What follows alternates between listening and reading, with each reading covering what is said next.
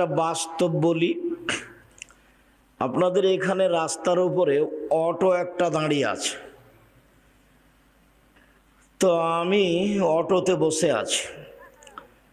এখন আপনি অটোতে উঠতেই ছেলেটা অটোটা টান দিয়েছে, তো আপনি আমার গায়ের উপরে ধাক্কা খেয়ে পড়ে গেছেন। তো আমি তখন বলছি বসেন বসেন, কোনো সমস্যা নেই, বসেন বসেন, কোনো সমস্যা নেই, বসেন, একটু সরে গিয়ে বলছি। অথবা আমি বলছি চোখ নাই, একটু দেখে উঠতে পারেন না?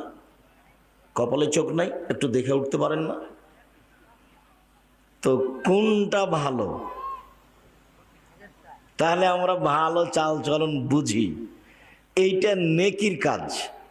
শুধু নেকি নয়, একটা মনে রাখবেন কথা, সদাচরণের নেকি যত ভারী, ইবাদতের জগতে এমন কোনো নেকি নেই যেটা তত ভারী। কয়েক লক্ষ টাকা খরচ করে হজ করলেও হজের নেকি যত ভারী, সদাচরণ ভালো চাল চলনের নেকি তার চেয়ে হাজারো লক্ষ গুণ বেশি ভারী। ইবাদতের জগতে সবচেয়ে দামি ইবাদত হলো সিয়াম, রোজা। মানে এক ভিন্ন ধরনের ইবাদত, যার নেকি নাই। নেকি বলতে জান্নাত। এরপরে এর ফলাফল যত ভারী, সদাচরণের নেকি তার চেয়ে হাজারো গুণ বেশি ভারী।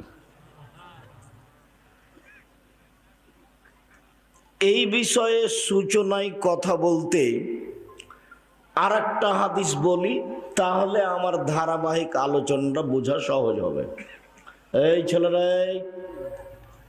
যে ডান দিকে এরা দাঁড়িয়ে আছে আর স্টেজে কেউ কথা বলে, আপনার আমি কথার 5 পয়সা দাম দিনে, তা আপনি এখন কার সাথে কথা বলছেন? আপনার যতই জরুরি কোনো কথা হোক, এখন গ্রহণ হবে না। আপনি দয়া করে আমাকে কোনো কাজ দেখায়েন না। আপনার জন্য আমি এসেছি, আপনাকে আমি খুব ভালোবাসি, কাজে দয়া করে আপনি আমাকে কোনো কাজ দেখাবেন না।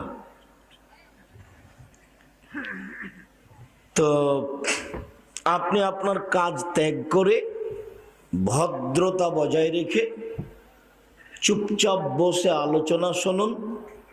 আমি আপনার জন্য এসেছি, আপনার কিছু না কিছু উপকার করবই করব ইনশাআল্লাহ। তো আমি আর একটা হাদিস বলি, তারপর ধারাবাহিক কথা সাজাই।